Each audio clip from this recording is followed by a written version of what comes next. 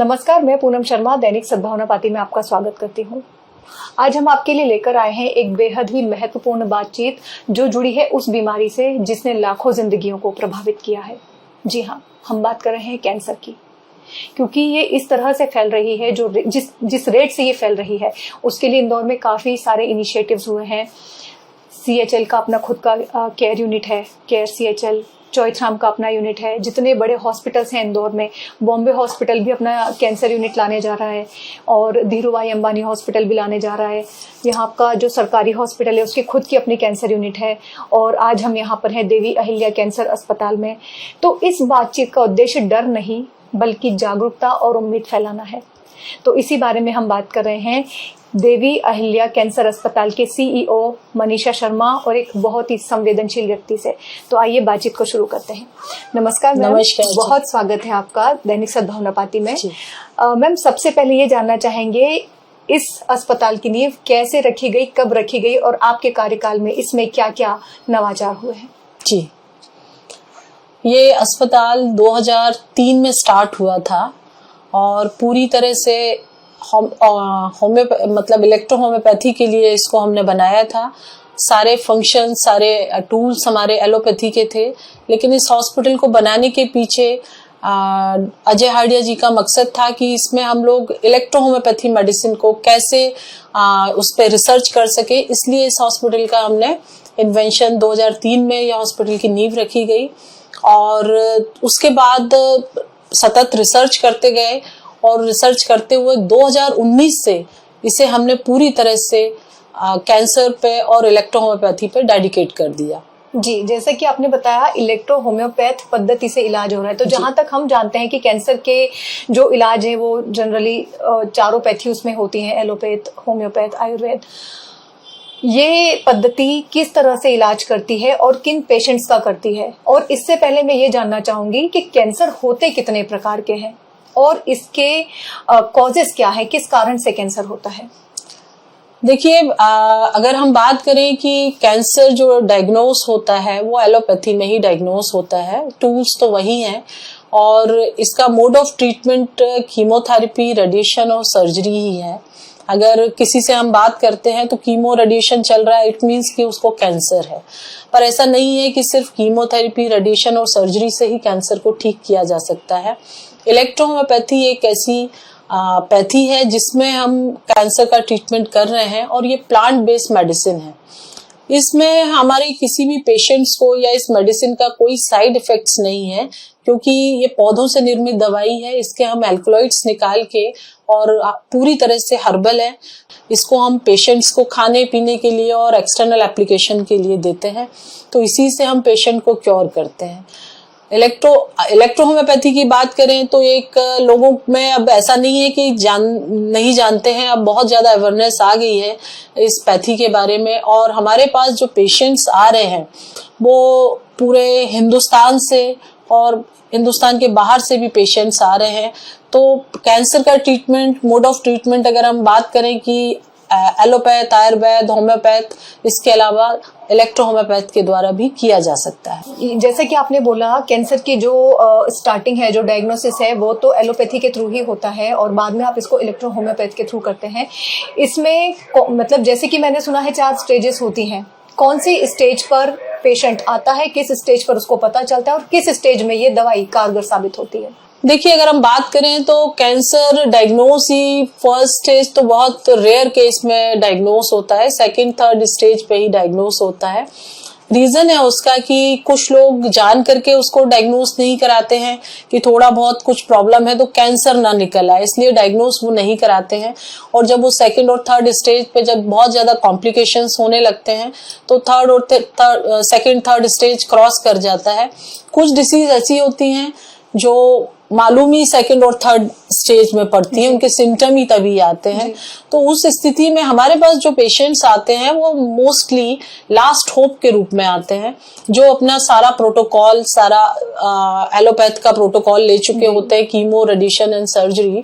और जब पेशेंट्स को कह दिया जाता है कि अब आपका ट्रीटमेंट संभव नहीं है, आप घर ले जाकर सेवा करिए, या कीमो लेने के लिए वो फिजिबल नहीं है, या किसी रीजन से उसकी फैमिली में कोई पेशेंट एलोपैथी ट्रीटमेंट या कीमो रेडिएशन से उसकी डेथ हो गई है, तो वो सोचते हैं कि हमें कुछ एक नया देखना चाहिए और वो सर्च करते हैं, तो उन्हें देवी अहिल्या हॉस्पिटल नजर आता है और वहां पे वो पेशेंट को लेके आते हैं, तो लास्ट होप के रूप में लेके आते हैं। लेकिन हमारे यहाँ के ट्रीटमेंट के बाद पेशेंट के अंदर एक नई आशा, नई उम्मीद और एक नया जीवन दान उनको मिलता है इलेक्ट्रोहोम्योपैथी मेडिसिन के द्वारा।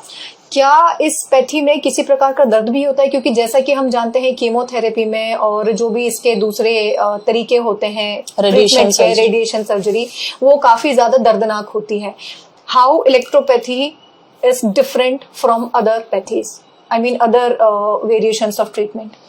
देखिए, मैं अगर बात करूं तो जब पेशेंट को जब डायग्नोस होता है और तो किसी कंडीशन में उनको पहले कीमो दिया जाता है, फिर सर्जरी का बोला जाता है। सर्जरी के बाद भी अगर उनको कुछ सिम्टम रहते हैं तो उनको रेडिएशन का बोला जाता है। तो ये तीनों ही ट्रीटमेंट बहुत पेनफुल है, क्योंकि पहले तो सबसे पहली बात है कि पेशेंट को जब पता चला या उसकी फैमिली को पता चला कि इसको कैंसर है, तो 50% डेथ तो उनकी पेशेंट की वहीं हो जाती है कि मुझे कैंसर है, अब मेरा समय बहुत कम बचा है। उसके बाद उसका मोड ऑफ ट्रीटमेंट जो है, सर्जरी है, कीमो है, रेडिएशन है, तो इससे पेशेंट दिन पे दिन डाउन होता चला जाता है। मेंटल हेल्थ, फिजिकल हेल्थ दोनों ही उसकी डाउन होती जाती है। उसके एवज में अगर हम बात करें इलेक्ट्रोहोम्योपैथी की, जैसा आपने मुझसे क्वेश्चन किया, तो हमारा ट्रीटमेंट बहुत ही फ्रेंडली ट्रीटमेंट है। इसमें कोई पेनफुल ट्रीटमेंट नहीं है। हमारा एक्सटर्नल एप्लीकेशन होता है, पेशेंट को जिस बॉडी में, जिस ऑर्गन में कैंसर है, उस ऑर्गन पे हम लगाते हैं, या हम ये कहें कि हमारा ट्रीटमेंट होलिस्टिक ट्रीटमेंट की तरह काम करता है। हम लोग 7 चक्रास पे काम करते हैं। 7 चक्र हमारे बॉडी के हर ऑर्गन से जुड़े होते हैं, ये सभी जानते हैं। हम उन 7 चक्र अगर हमारे बैलेंस है तो हमें डिसीज नहीं है, और अगर उसमें कहीं कोई कमी है तो उसी ऑर्गन में, जिस चक्र में कमी है, उसी ऑर्गन में हमको ये डिसीज है।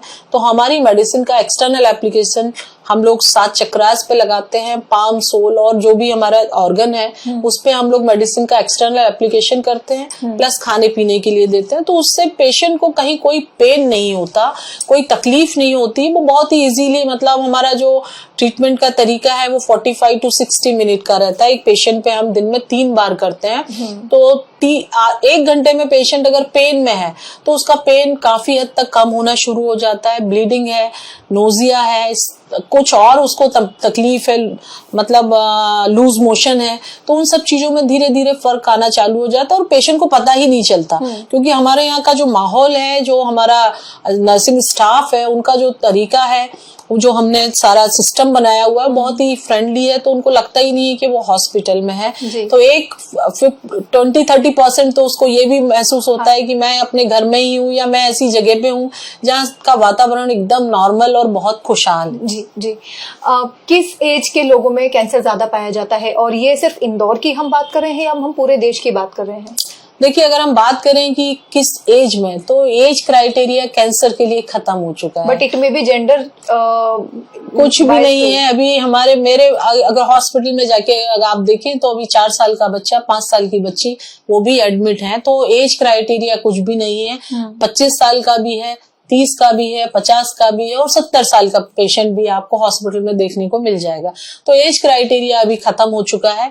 किसी भी एज में ये डिसीज आ रही है और इतने भयानक रूप से आ रही है। छोटे छोटे बच्चों को देख के हमारा भी बड़ा मन खराब होता है कि इतने छोटे बच्चे को इतनी खराब डिसीज क्यों दे दी, और उसको भी फिर कीमो लग रहा है या सर्जरी हो रही है, पूरा काट पीट देते हैं सारी चीजें। अब वो डॉक्टर का काम है, उसको अपने पेशेंट को ठीक करना है, लेकिन उस तकलीफ को देख के हमें बड़ा वो लगता है। पर हम बच्चों को भी बड़े अच्छे से ट्रीटमेंट देते हैं और बहुत प्यार से उनको लगता नहीं है कि हॉस्पिटल में है। तो एज क्राइटेरिया तो डिस्क्राइब करना बड़ा मुश्किल है।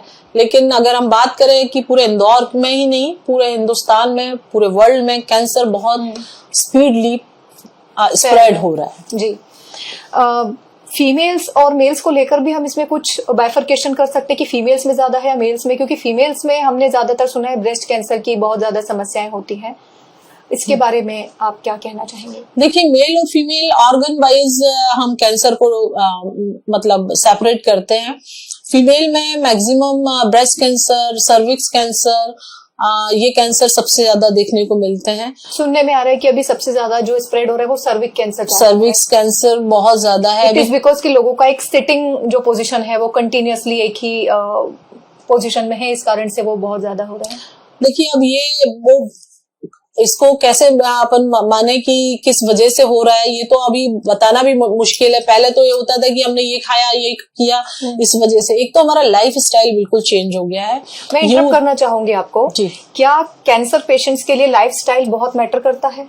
जी। ऐसी लाइफ स्टाइल होना चाहिए, या कैंसर पेशेंट्स को खाने में कुछ एब्सटेन करना पड़ता है, कुछ परहेज, कोई विशेष रूप से कुछ खाना पीना? जी, कैंसर पेशेंट्स की तो लाइफ स्टाइल पूरी तरह से चेंज करनी ही चाहिए। और जो पेशेंट हमारे यहाँ ट्रीट हुए हैं, जो क्योर हुए हैं, उन्होंने अपनी लाइफ स्टाइल को चेंज किया। हमने जैसा उनको बताया वैसा उन्होंने लाइफ स्टाइल चेंज की, तो बहुत सारे मिरेकल चेंजेस देखने को मिले। 2 से 3 महीने के अंदर ही पेशेंट क्योर हो गया। अगर हम बात करें कि सर्विक्स कैंसर है, ब्रेस्ट कैंसर है, एक तो सबसे बड़ी दिक्कत है कि हमारे फीमेल में थोड़ा सा हेजिटेशन होता है। हालांकि आजकल यूथ में इतना हेजिटेशन देखने को नहीं मिलता, उसके बावजूद मैंने देखा है कि 22 साल की, 23 साल की या 25 साल की लड़की को अगर ब्रेस्ट कैंसर हुआ है और बहुत मतलब इतना ज्यादा ओपन वुंड है, इतनी तरह से स्प्रेड हुआ है, उसके बाद भी उस लड़की ने अपने घर में नहीं बताया, तो ये देख के थोड़ा सा ऐसा लगता है।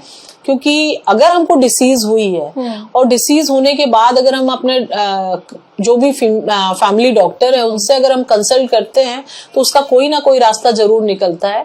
हमें डायग्नोज कराना चाहिए, दिखाना चाहिए। पर फीमेल में, महिलाओं में ये थोड़ी सी अवेयरनेस की भी कमी है और थोड़ा संकुचित स्वभाव भी होता है कि कैसे बताएं कि 50 साल की, 60 साल की महिला, अब उसके बच्चे भी बड़े हो गए, लड़के के सामने कैसे बोले कि मुझे वाइट डिस्चार्ज हो रहा है या ब्लीडिंग हो रही है, ये सब चीजें हैं। तो ये सब चीजें थोड़ा सा छुपाते छुपाते डिसीज बढ़ रही है। और ये बात तो बिल्कुल सत्य है। 4 पेशेंट मेरे पास अभी मेरे हॉस्पिटल में सर्विक्स कैंसर के एडमिट हैं और जो कि बड़ी तकलीफ में आए थे। वाइट डिस्चार्ज था, किसी को ब्लीडिंग था, लेकिन अभी काफी हद तक 7 डेज का हमारा प्रोटोकॉल है। 7 डेज में ही उनका 80 to 70% हमने चीजें कंट्रोल की है। तो डिसीज तो किसी भी एज में आ सकती है। जी, हम देख रहे हैं कि इंदौर में अवेयरनेस है, लेकिन वो पर्टिकुलर एक ही दिन उठकर आती है, वो कैंसर डे वाले दिन, वर्ल्ड कैंसर वाले दिन। हम देखते हैं कुछ रैलियां हो रही हैं, बाकी एज सच कैंप्स बड़े कम होते हैं, कैंपेन्स भी बहुत कम होते हैं, और जो कैंप्स लगते भी हैं वो कुछ ऑर्गेनाइजेशंस के थ्रू लगते हैं, एनजीओ के थ्रू। क्या आपकी भी कोई ऐसी ऑर्गेनाइजेशन है जो इंदौर में कैंपिंग करती है अवेयरनेस को लेकर के? जी, हमारी एक कैंसर केयर फाउंडेशन है जो हम लोग अवेयरनेस के लिए ही काम करते हैं। उसमें हम जगह जगह जाके कैंप्स लगाते हैं, महिलाओं को, बच्चों को, बड़ों को, बुजुर्गों को, सभी को हम अवेयर करते हैं कि कैंसर बहुत घातक बीमारी है और उससे कैसे बचाव करना चाहिए, उसकी सुरक्षा क्या है। इस तरह के कैंप्स हम कई सारे लगा चुके हैं। तो उन कैंप में आप सिर्फ अवेयरनेस करते हैं या किसी प्रकार के कुछ जांचें भी उसमें होती हैं? देखिए, कैंप्स अगर हम लगाते हैं तो कैंप्स हम किसी के साथ कोलैबोरेशन होके लगाते हैं, तो उसमें हम जांच भी करते हैं, जांच भी होती है और डायग्नोज भी करते हैं उसमें पेशेंट्स को, और अवेयरनेस भी रहती है। तीनों ही चीजें कैंप के थ्रू हम बताते हैं। अभी हम लोग वर्ल्ड कैंसर डे पे एक रैली भी निकालते हैं रीगल चौराहे से राजबाड़ा तक के लिए, तो वो अवेयरनेस भी हमने इंदौर में काफी हद तक मतलब लोगों तक हम जाने की कोशिश करते हैं और एक जागरूकता फैलाते हैं। हर साल हम ये कोशिश करते हैं और जगह जगह जहां भी लोग हमें मिलते हैं उनको हम बताते हैं कि कैंसर से बचाव कैसा है। और अगर हमें कुछ सिम्टम, कोई नोड, एक्स्ट्रा ब्लीडिंग हो रही है, एक्स्ट्रा लूज मोशन है, एक्सिस में सारी चीजें हैं, तो उसके बारे में थोड़ा सा डॉक्टर से कंसल्ट करके उसका ट्रीटमेंट लेना जरूरी है। कैंसर की बात जब भी होती है, सवाल एक ही सबके मन में आता है, सबसे बड़ा कि मैं जिंदा बचूंगा और बचूंगी या नहीं, और दूसरा सवाल कि पैसा बहुत लगेगा। तो जो निम्न स्तर के लोग हैं या निम्न वर्ग के लोग हैं, क्या उनको कुछ बेनिफिट मिल रहा है यहाँ से? क्योंकि कहते हैं कि कैंसर के ट्रीटमेंट में पैसा बहुत लगता है, तो जो मध्यम वर्गीय लोग हैं वो इस चीज को कैसे ऑप्ट करेंगे? कैंसर तो ये पूछ के नहीं आता कि किस घर में जा रहा है, बिल्कुल उसके पास पैसा है या नहीं है। देवी अहिल्या हॉस्पिटल में ये हम कहें कि बहुत नॉमिनल चार्जेस पे हम लोग ट्रीटमेंट करते हैं। हाईएस्ट रेट कितना जाता है? 50 to 60,000 के आसपास हमारा 7 डेज का प्रोटोकॉल है। उसमें हम पेशेंट को खाना, रहना और मेडिसिन भी उसी में देते हैं। अब इसके ऊपर अगर हम जाना चाहें तो फिर वो ऊपर आपको जैसा रूम लेना है, जैसी आपको फैसिलिटी लेनी है उसके अकॉर्डिंग है, और कुछ छूट भी हम दे देते हैं। नहीं है कोई सब्सिडी या कोई आयुष्मान योजना उनके लिए कारगर है? अभी तो नहीं है मैडम, क्योंकि हम लोग हर्बल ट्रीटमेंट है और हर्बल ट्रीटमेंट में कोई आयुष्मान या कोई सब्सिडी नहीं चलती है।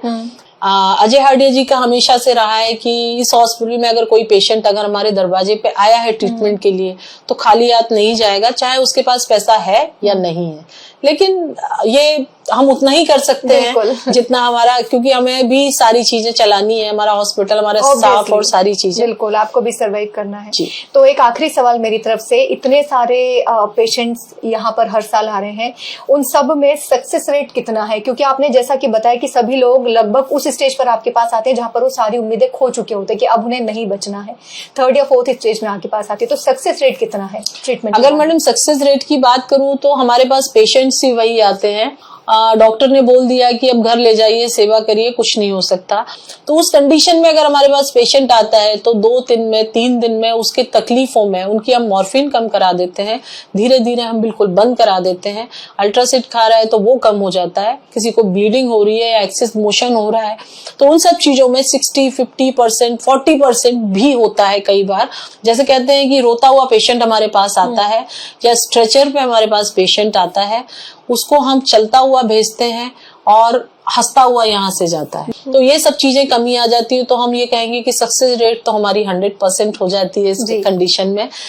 बहुत शुक्रिया मैम, बहुत जरूरी और महत्वपूर्ण बातें हमें पता चली कैंसर के बारे में। कोई संदेश जो आप सभी को देना चाहती हूँ? मैं सभी को यही कहना चाहती हूँ कि देखिए, पहली बात तो ये डिसीज होनी नहीं चाहिए किसी को। अगर हो गई है और कुछ सिम्टम ऐसे आ रहे हैं तो जरूर हमारे पास के डॉक्टर्स के पास जाएं और अपनी डाइट को थोड़ा सा मैनेज करें। डाइट अगर हम चेंज करेंगे तो निश्चित 60 to 80% हम इस डिसीज से बाहर आ सकते हैं। डाइट का बहुत बड़ा रोल है, हमारी दिनचर्या का बहुत बड़ा रोल है। हमें सुबह 9 बजे से लेके शाम के 7 बजे तक ही खाना खाना चाहिए। 7 बजे के बाद हमें अगर खाना नहीं खाएंगे और फ्रूट्स वेजिटेबल्स का अगर हम ज्यादा से ज्यादा उपयोग करेंगे, मांस, हमें नॉन वेज बिल्कुल नहीं लेना चाहिए। और कोशिश करें कि अपनी डाइट में एल्कलाइन डाइट अगर हम शुरू कर देते हैं, मिलेट्स वगैरह लेते हैं, तो इस बीमारी से हम काफी हद तक बाहर आ सकते हैं। जी, बहुत शुक्रिया मैम। तो आपने देखा कि कैंसर जैसी जो भयावह बीमारी है उस पर हमने डर के लिए नहीं बल्कि जागरूकता और उम्मीद के लिए ये डिस्कशन हमने की थी मनीषा मैम से। तो आपको सारी चीजें बताई हैं और अंत में कंक्लूजन ये निकल कर आया है कि we have to focus on our diet, on our lifestyle, और जितनी जल्दी अगर डायग्नोज हो जाए तो उसको ट्रीट करने में आसानी होगी।